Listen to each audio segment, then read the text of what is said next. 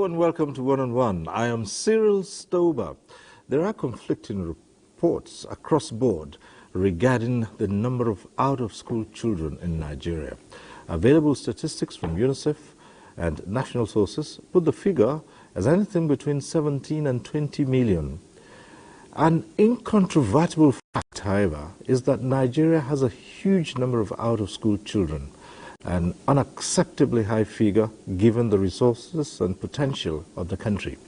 Today, our program brings into focus this mass of young growing Nigerians who, for one reason or another, are deprived of the benefits of school. My guest is a former teacher, headmaster, education consultant, and expert in dualization of curriculum.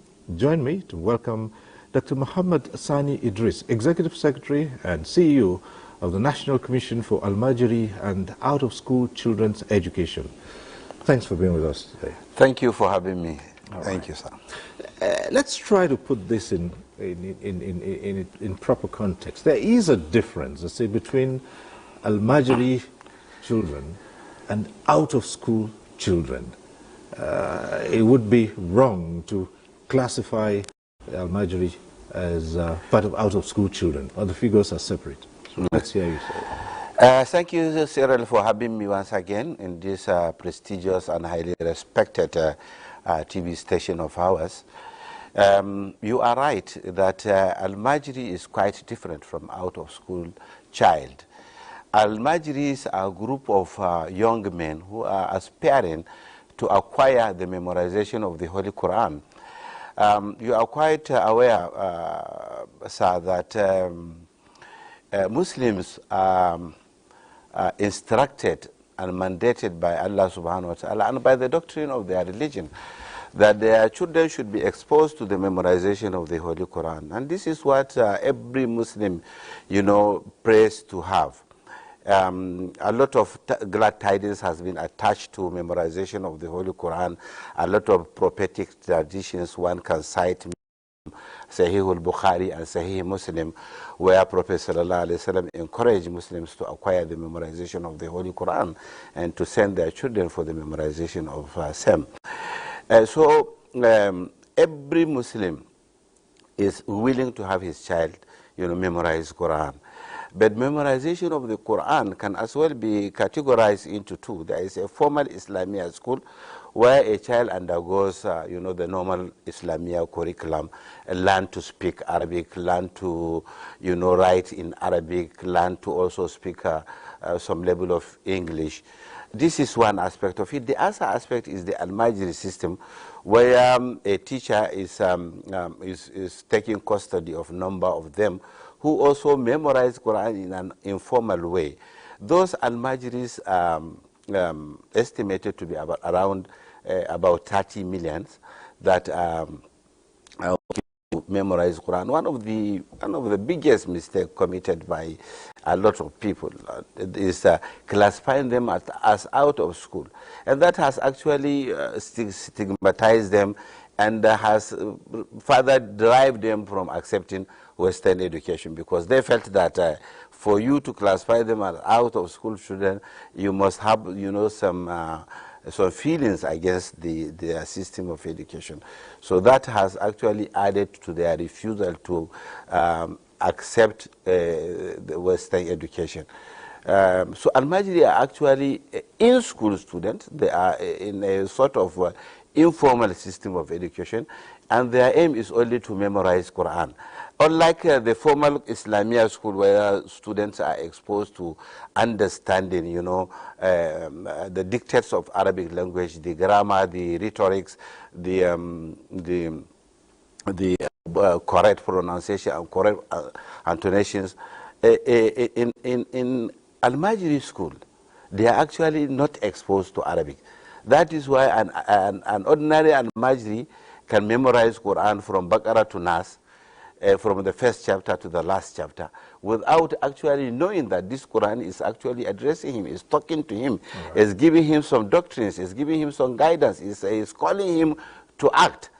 So they are oblivious of the knowledge of Arabic, and as such, some people are taking advantage of them. Okay, so it's quite easy that while they can recite the Quran, they may not really understand what's said, because they're doing this in Arabic, which they are not taught in, and they do not learn Arabic. Yes. Right. On the other hand, you do have a mass of children who are out of any form of schooling whatsoever. Neither informal nor formal, and they're just on the streets. Yes. All right. And those are in the region of 20 million, you say? They are said to be about 20 million. Most of the data available is actually lacking in integrity.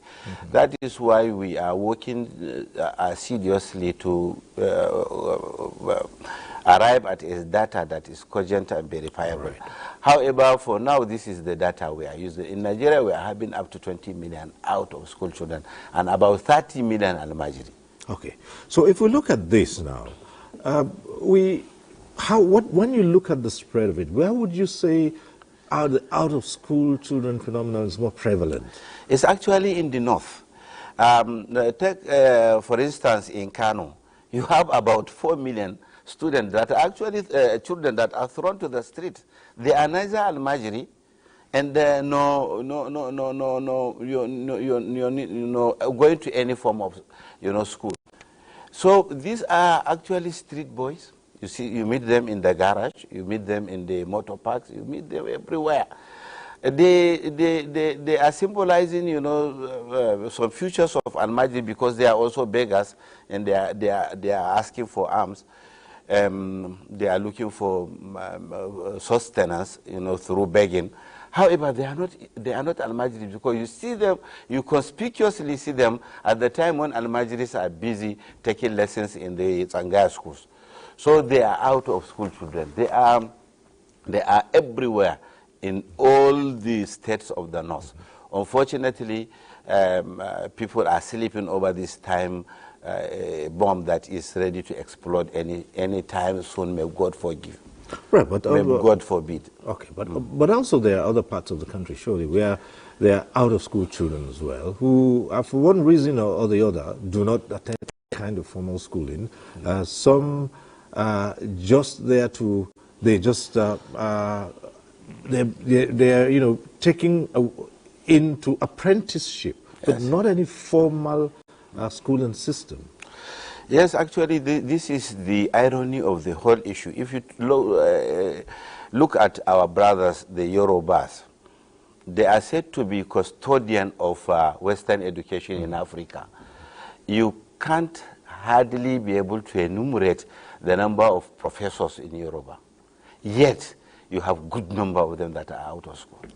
One would keep, flabbergasting and be surprising forever that why should a Yoruba man who has actually benefited from education, who is seeing education all over his life and the life of his children, will allow some student to be apprenticed, to abandon schooling, despite civilization that has come to them, prior to its advent to the north.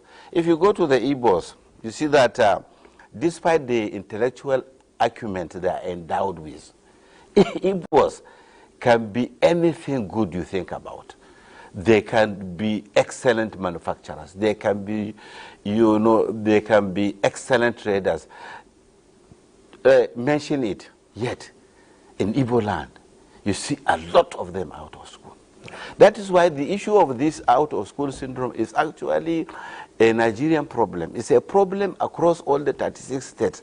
And unless it is addressed now, it is going to be a serious, problem which we are not praying to witness its explosion. All right. So let's come back now to this question of how to address this huge mass of young people who are either out of school, who, for one reason or the other, are not benefiting from the policies that are being enunciated for education. Now, in comes the National Commission for Almajiri and Out-of-School Children's Education. One aspect you've just spoken about is that while those Almajiri are in some for education, some schooling system. Others are not. They're just on the streets begging. But again, you have the formal schools where some children are also not attending. Now, how do you now begin to marry these two? When you talk about reforms, at what point do you say, you have the Almajiri system here, and as you have said, a lot of them are averse to Western education. So how do you now bring both as to ensure that you begin to carry out an enrollment drive in school? Okay, thank you very much, Cyril. I think you need to give me some time to expatiate on this, because actually this problem is multidimensional. Right. And I should be courageous, here, and while addressing Nigerians, to call a spade, and to also be able to say that this is something which we must get right now, and especially with the president having a common passion, a love for education, and he is always having sleepless night about the out-of-school children. At the time of the advent of Boko Haram, mayhem was unleashed on us. It started within, a size of not more than half a kilometer. And it was assumed that this was actually a fire that could be quenched within 30 minutes.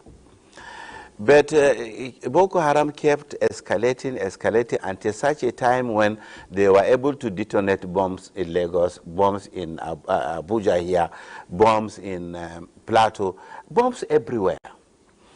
Boko Haram started, taking advantage of the fact that Almajiris are oblivious of the correct exegesis of the text of the Quran that was revealed in Arabic. Almajiris are memorizers of the Holy Quran. So it becomes very easy for them to say, to know that this is a verse in the Holy Quran. But they don't know the meaning of that verse. Boko Haram took advantage of that and began to give them, interpretations that is only in concordance with their selfish desire. And that was what actually gave them the courage, believing that they die now, they are going to the paradise, they are going to the beloved garden of God, they are going to Al-Jannah. It will surprise you to hear that some of them will be saying that my brother died yesterday night, and he was chanced to have his breakfast today in Al-Jannah. And I think this is a pact I am signing with God to take my lunch in Al-Jannah together with my brother. He will take bomb, strap it in his body, and go to detonate it, believing that that is a gateway to Al-Jannah. That is a license for him to enter into Al-Jannah. It went to the extent that they actually found it easy to kill their parents, that their parents are infidel and they are not God-fearing, and therefore they don't deserve to live anymore. They slaughter them, they slaughter Muslims, they slaughter Christians, they detonate bombs in mosques, they detonate all this because someone has linguistically manipulated them and has taken advantage of their ignorance of the Arabic text and has given them the tafsir that is not in tandem with the true doctrine of Islam. This was actually what happened. And they are still unleashing mayhem on all of us. They orphaned over 50,000 just because of ignorance, just because someone has not taken time to say, those people, this type of education deserve to be under control. This type of education deserve to be guided by government. Someone who is learned in Arabic and learned in Quran should head the affairs of this type of education so that he will see the need to give them the knowledge of Arabic. And with that, they will be able to develop what I refer to as linguistical immunity against the ideologies of Boko Haram. And that most of the governments before the advent of this administration failed. As good as the intention of you know, Goodluck Ebele Jonathan. He made frantic effort to revitalize the system of education. But because the advocacy was not in tandem with the psychology of the people they are talking to, and because those people were actually not allowed to appreciate the need to understand Arabic, and because Nigerians always find, you know, interest and serious argument, why should government, you know, make Arabic available for Nigerians? This is actually strictly a religious issue, and therefore Muslims should be allowed to handle that. And that people have failed. And because they have failed, now everybody is paying for the failure of all of us. The issue of out-of-school children, that is also another very serious.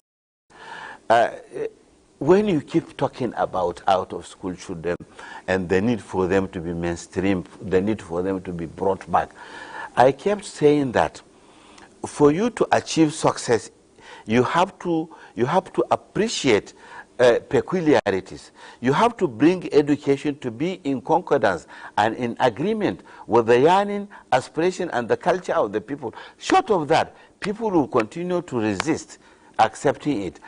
Another issue is whether government at various levels are actually ready to bring back those students to school. Seriously, let me tell you that if you go to most of the states in the north, you discover a number of schools with one teacher per school. You have primary 1, primary 2, primary 3, primary 4, primary 5, primary 6 with one teacher.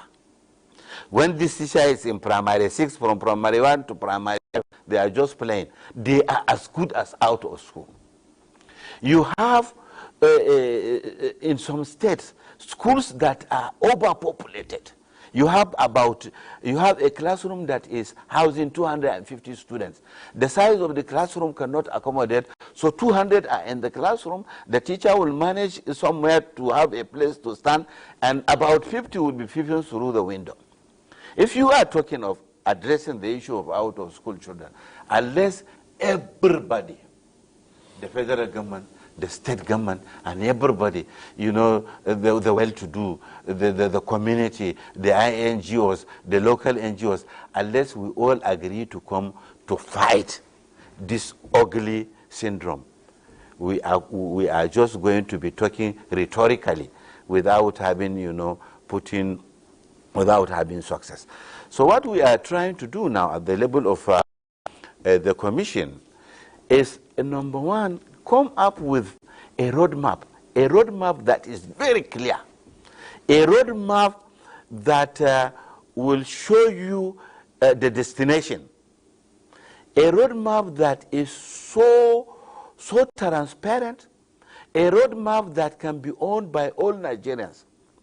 And on this note, I want to also tell you for free that next week we are going to invite intellectuals from across the board, from all the states in the country, to converge in Kano, to tell us, what do you want us to do? We want to bring alarm. How do you want us to help you? Tinubu administration is more than willing to help you. It is no longer acceptable that a child is not in school. Because when we are refusing to take them back to school, somebody is recruiting them at our disadvantage. So what do you want us to do? This all-encompassing approach of coming to write a roadmap that is owned by everybody, it will be the first step to address this problem. The second issue is the data. I should be able to, as the executive secretary of this commission, and as advised by the president, I should be able to know that child in Kontagora who is molested, that child who is actually learning. I should be able to, from my office, to know how good is he doing in the Quran, how far has he gone, where is he reaching, and I should be able to know whether he is also taking lessons in English and mathematics, because at the end this child is a Nigerian, and we cannot continue to sacrifice the leaders of tomorrow because someone is indifferent, you know, and not willing to accept the Western education culture. So what we are trying to do is have a data that has a lot of integrity, that is cogent and verifiable, and within the fingertips of the commission, and where we'll be able to say this man is supposed to be here today. We should also have a very serious advocacy that will start, inshallah, from next month, so that everybody will know of the readiness of this government to bring succor to the life of these children. We are also going to engage state assemblies so that we are going to make serious laws, and we are going to have educational marshals. After this agreement that we will enter and the pact we will sign with the Malams, we are going to have educational marshals that will be going around all local governments, all the 777 local governments, to ensure that no child on the street begging, no child hawking at the time when he is supposed to be in the classroom. These are actually some of the approach. We are also going to arrive at a condensed syllabus, especially for the memory of the Holy Quran. What we are trying to say is that mop out those children that are between the age of 18 to 26 who have already memorized Quran, but who doesn't know the teaching of the text of the Holy Quran.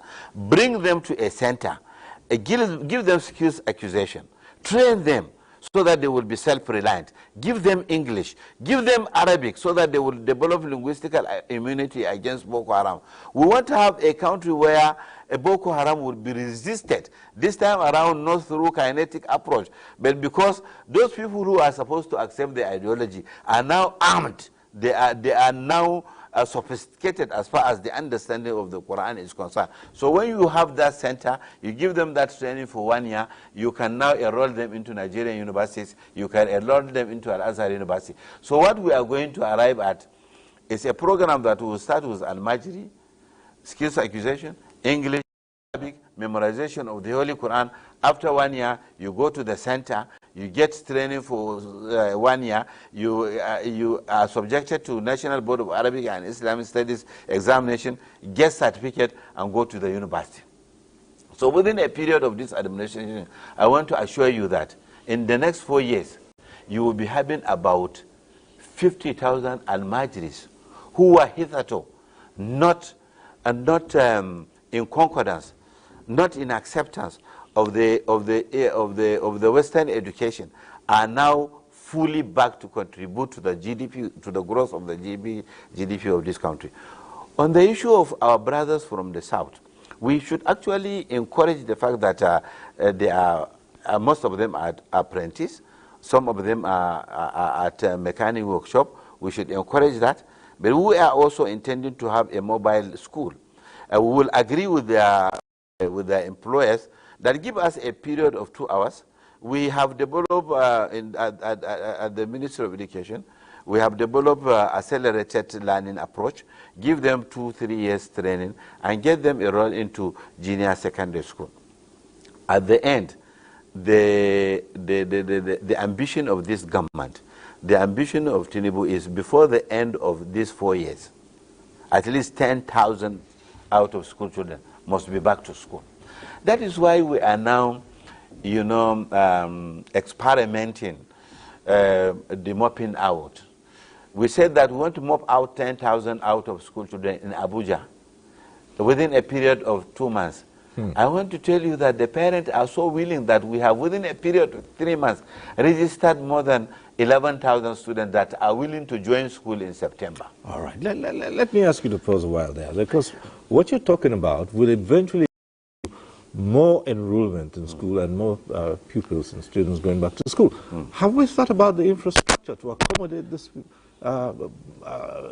these numbers of children who would now have to come back to school? Because you've just said now that there are many schools around that are overcrowded. So where are these pupils going to go to further crowd the overcrowded schools? You know, the beauty of the mandate of my commission is that we are allowed to establish schools and manage them. And with the passion Mr. President is having, for the Almajiri and out-of-school children, I want to tell you the issue of resources is not a very big issue. The President is ready to give us as much as we require to have temporary schools, to build schools. And the President is encouraging us to enter into partnership with state governments, because this, as I told you, it requires a multidimensional approach. Governors actually have to be on the same page with us. That is why we are also going on advocacy to the governors to ensure that where you have schools, they should bear the name schools. Because one of the reasons, one of the factors militating against, return of children back to school is because some of our schools are no longer enticing the out-of-school children to come to school. And let me tell you, Cyril, that, I'm specialist in Arabic. I went through Islamia school, and my PhD is in Arabic. But I was enticed to learn to speak English by my friends, actually, who were students in public schools. Now, nobody is enticing anybody. The difference between those in school and out of school is actually not very much. So what we are doing at the level of the ministry and the commission is actually to talk to ourselves. That is why in the summit we are going to have in Kaduna, Sokoto, in the next 2 weeks, we are going to bring all the 19,000 commissioners of education. We are going to close the door and talk to ourselves. We should be very frank and call a spade, that there is actually the need for us to pay back. Sometimes the governors are doing very much, but it requires, the passion from the Commissioner of Education to ensure that teachers are doing their work. After that, a week after that, we are also intending to go to Imo when we secure the permission of the governor of Imo to accommodate us. We are going to meet with all the commissioners of education in the south. So we will talk to ourselves that, please, let us make our schools that are enticing out of school children. And let us leverage on the goodwill of this government to build more schools. And let me tell you something, that one of the funniest thing about education is that what you need, a teacher who is committed, who has passion for this job, and who has the fear of God.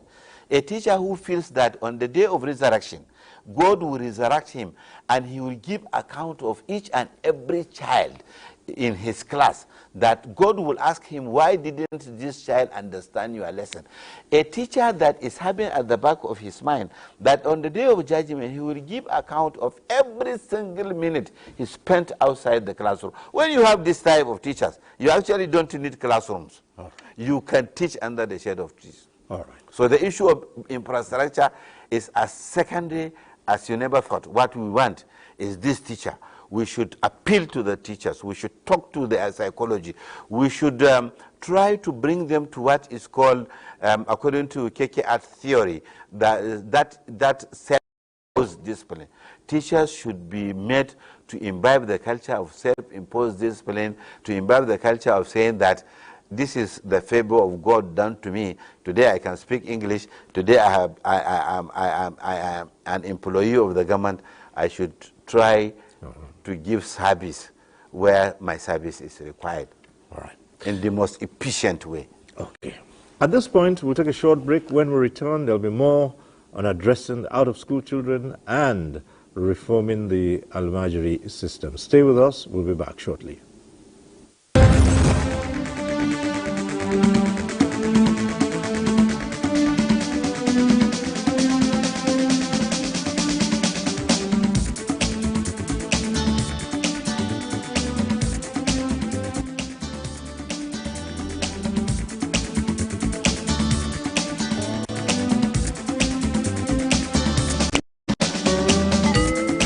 NTA Tuesday Live, a network issue-oriented innovation talk show.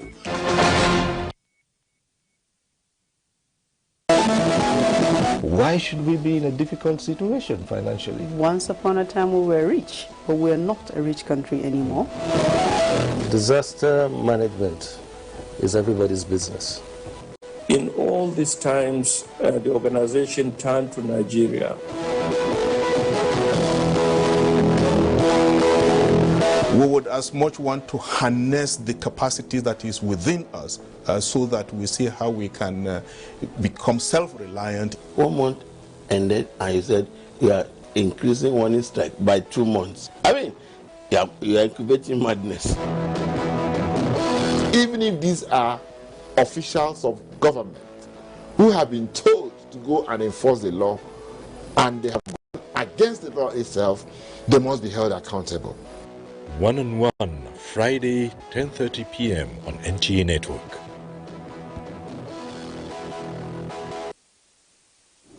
Right, thanks for staying with us. I'm still here with the Executive Secretary, CEO of the National Commission for Almajiri and Out-of-School Children's Education, Dr. Muhammad Sani Idris.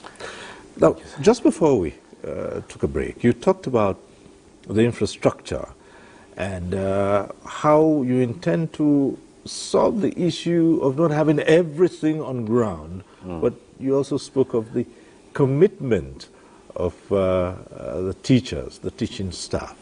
But then, earlier on, we also outlined the fact that some schools have just one teacher for all the 6 classes.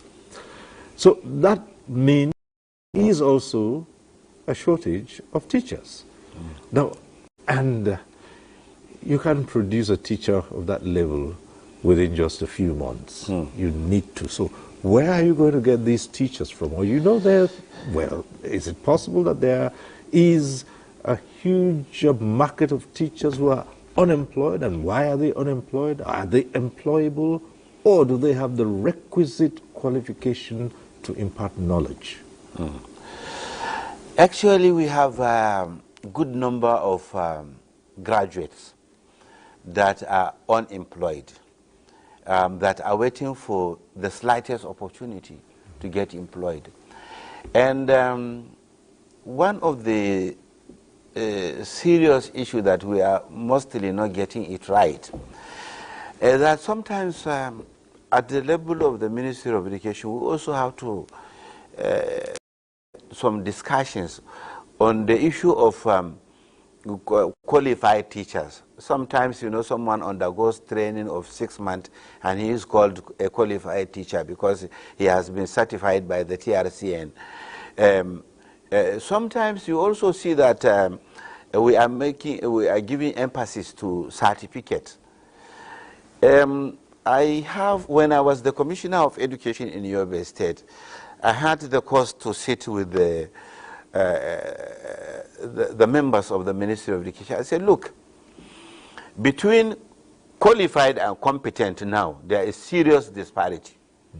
You have someone that is, by the standard of education, probably in Nigeria is qualified, but is not competent.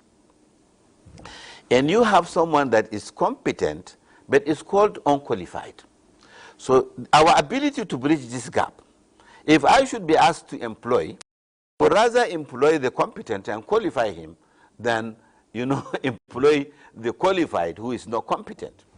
So what we are saying is that once you have a good approach in your quality assurance department, as a Commissioner of Education, as the Ministry of Education, you should also have within a given school a quality assurance department where all teachers will be undergoing, you know, serious weekly, monthly, and timely training.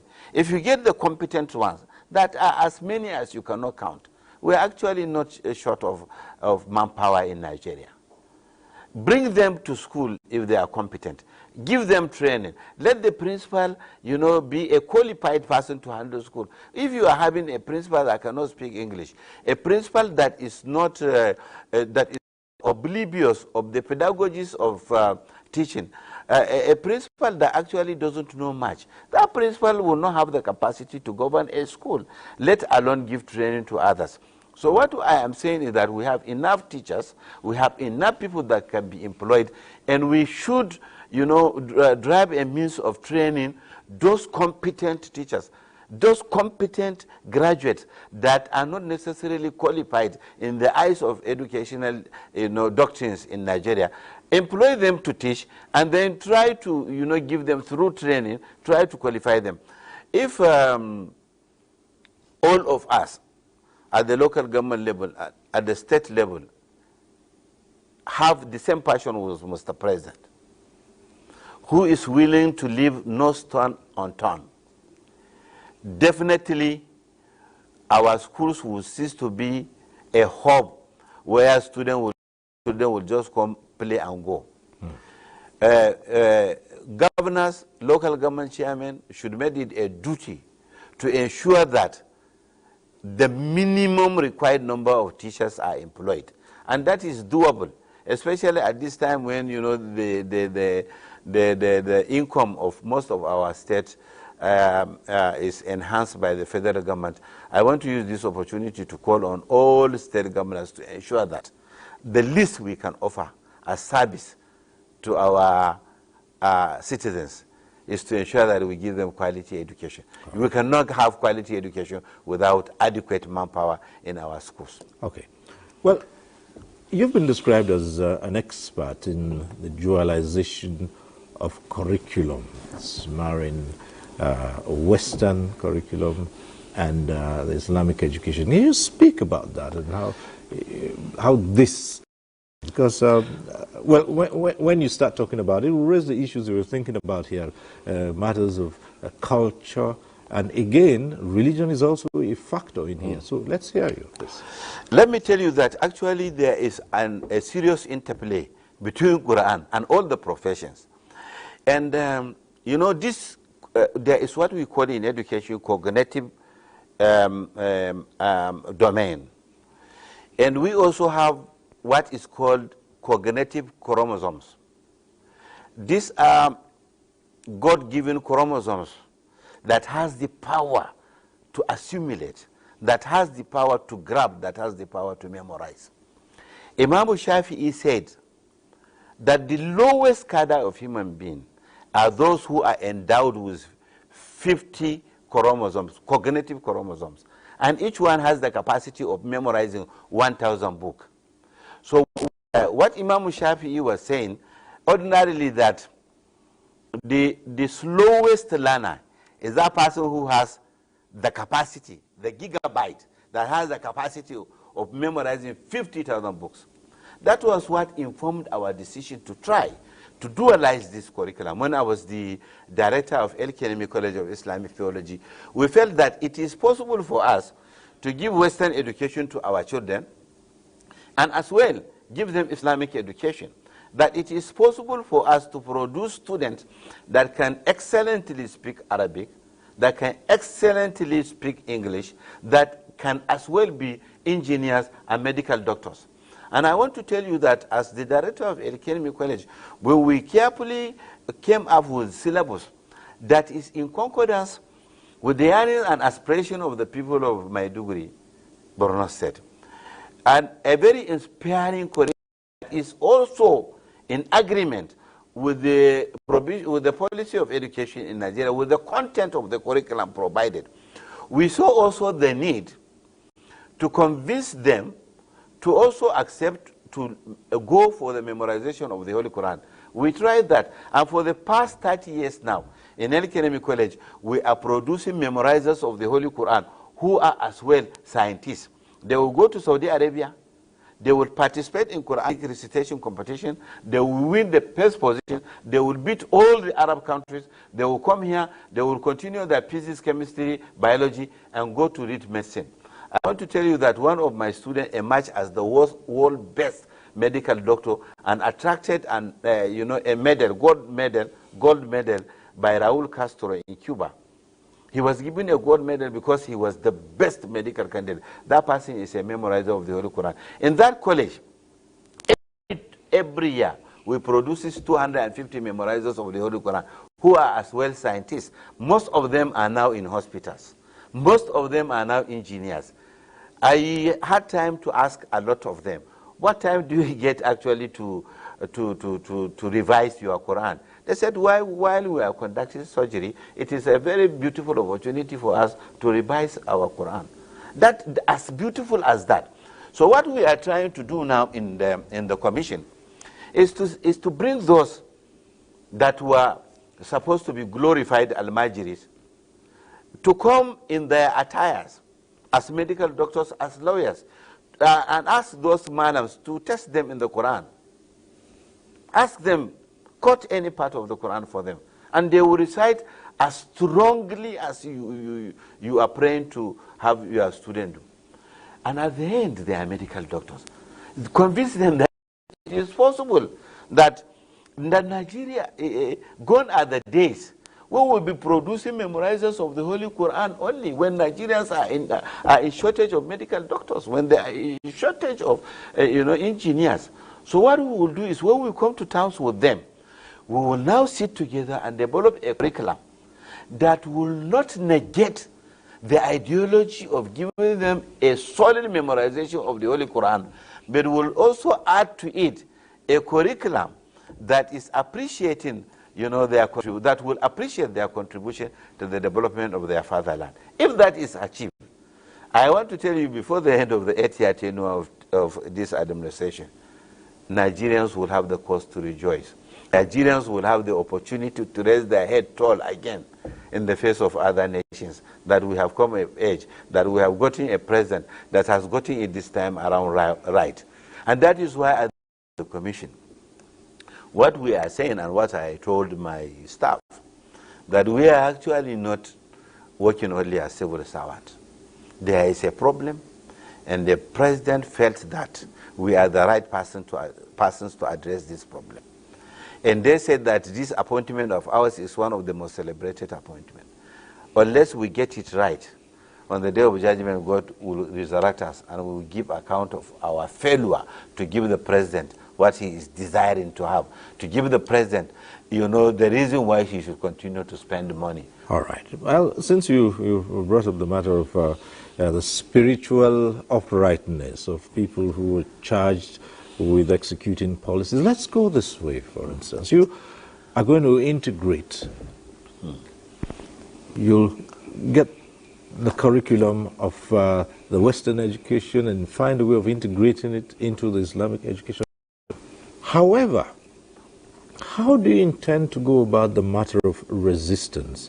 There are scholars who believe that by the time you do this, you will begin to divert attention away from what they have set out to do. As far as they are concerned, they are only after what they call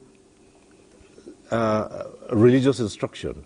But when you begin to introduce Western education in, there are some who believe that it shouldn't be. And I'm saying this because, yes, you can have state establishments that will determine whether a teacher is qualified or competent.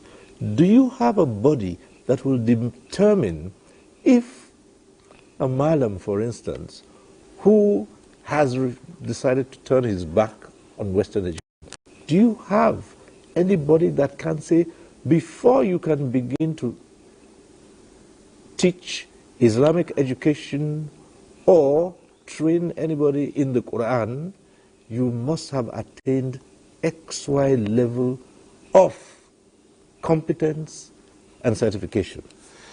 Yes, thank you very much. Actually, what we are trying to do, just like I said earlier, is when you are talking to a human being, you should have the ability to understand his psychology. And that is the value of getting the right person to do the right job. If you want to talk to the scholars, and they discover that you are also a memorizer of the Holy Quran, and they discover that you have also been exposed to this type of education, and they discover that while you are talking to them, you are talking to them from the language of the Quran, they have actually no option but to surrender. Maybe 1% may continue to resist. This is one side of it. The other side is, if you want to change people, you should not actually feel that this is something you can do overnight. I told you that we are going to start now mopping out memorizers of the Holy Quran and expose them to the dualization of the curriculum. And after 1 year, examine them and send them to the university. Those people, after 4 years, they will become 20,000, they will become 50,000, they will become 1 million. They will take over all these schools. And students will begin to feel that actually this is an orthodox way of teaching Quran, which has not yielded any result. And let me tell you something very You know, this Quran is something that actually contrary to the belief of most of these madams who are subjecting their students to about 20 years period of memorization. That is something you can memorize within 2 years. And this is something which we have made practical, and it has happened. And should they accept to give us, to apply the method we will give them, believe you me, you don't need more than 2 years to memorize Quran. So you don't need all this time. However, for anybody, either from the north or from the south, who is willing to resist, that I will not take my child to the school, then we have to ask ourselves whether this child is his own exclusive right, or the government has also have right over this child. Whether the government will allow people to continuously be recruited by the bandits. We are today able to sleep with our 2 eyes closed. Bombs have arrived to Abuja, and everybody is scared. Because this child must be recruited either by the government to take him back to the school, or by the bandit or Boko Haram. And therefore, while we will, with all sense of modesty and humility, approach parents, guardians, and scholars, and use our God-given powers to convince them, we also have to make an enforcement. We have to. That is why we said that we are going to engage state legislators. We are going to do serious laws. It is no longer going to be acceptable in Nigeria that someone will take his son at the age of 3 to Maiduguri, from Sokoto to Maiduguri. This is someone that doesn't know how to wash his clothes. You are taking him to someone who is not his father, doesn't take care of him. We have arrived at a very serious documentary. We are going to play it to the teachers, that even the madams are not aware that this is how bad it is. The parents are not aware that some of those students that are being sent to this country or this state for the memorization of the Holy Quran are actually now drug abusers. That someone has actually not given this child the type of protection he deserves, and that person is going to send the child back to you as a lunatic. So as government, that is why we are government. Please accept it. We will convince you. We will give you the support. We are not going to feed everybody. Parents must live up to their responsibilities. Otherwise, when my friend was saying that we should feed them the way, you know, the government is feeding students in the public school, we say that is not possible, because this is also a transborder issue. Today, if you begin to feed them all using government money, 2 days after, you begin to see trucks, 50 trucks loaded from Niger back to Nigeria. And then parents will be giving birth to children. People will increase the number of their wives. So everybody must be convinced to live up to his responsibility. All state assemblies will be enjoined to do legislative exercise that has the capacity of reducing this problem. And together, we are sure that Nigerians will be safer. Nigerians will have their numerical strength will be of benefit to all of them, and then people will have the cause to remember that one day Nigeria had a president called Bola Ahmed Tinubu who has brought Soko to all of us. You did say that you were doing something like a pilot project in the FCT where you take on 1,000, I believe, yes, and going to get them out of the street. So what are the targets that you have set for yourself? If you started off with the FCT, you have 36 states to go to, and if we take the figure of 20 million that's out of school, what are the targets that you have set for yourself that within this period we should have been able to take out X, Y, Z amount? And for the other 30 million who are already in some form of schooling, that you intend to integrate Western education into the Quranic education they are receiving, what are the figures you're looking at that in this period of time would have been able to take out this number? Actually, we are not at liberty to choose. The president has already given his word to Nigerians that before the end of this administration, 10 million Nigerians must go back to school. And that is our mandate. And we will be counted as failure if we fail to mainstream and take back 10 million. I want to tell you and tell Nigerians that we have the capacity to do that. When we continue to have the support we are requiring.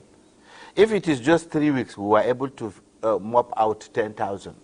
Believe you me, within a period of 2 months, 3 months, in Abuja here, you will be able to take up to 1 million back to school, with all the required support which the president is willing to give.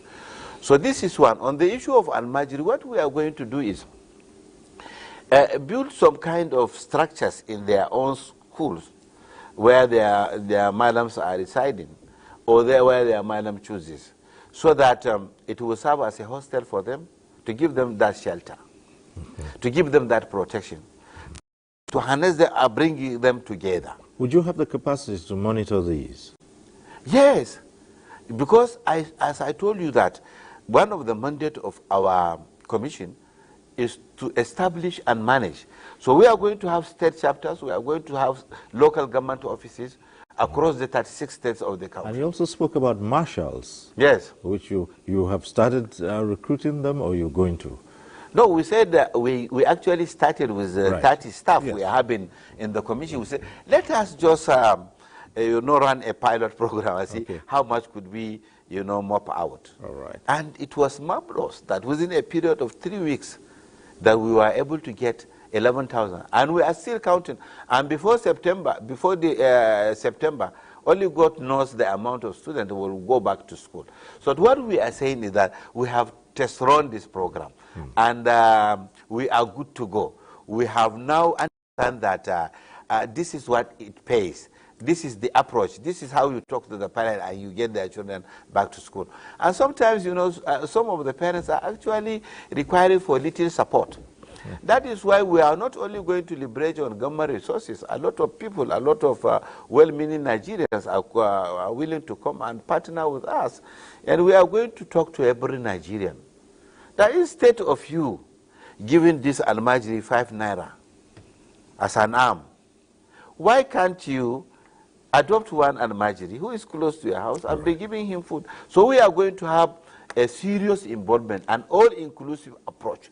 Our target is, let us travel from here to Kano, from Abuja to Kano, without seeing a single Almajiri that is roaming our streets. All right. Okay, so we'll have to leave this conversation at this point, much as we want to go on, but we hope we can ask you to come again sometime to avail us of how far you've gone in this project you're undertaking. But for now, we'd like to say Dr. Muhammad Sani Idris, Executive Secretary, CEO of the National Commission for Almajiri and Out-of-School Children's Education, we thank you for being on this program, and we wish you well as you go on. Thank you for having me, Cyril. I pray that God will continue to protect this very big, citadel of message conveying called the NTA.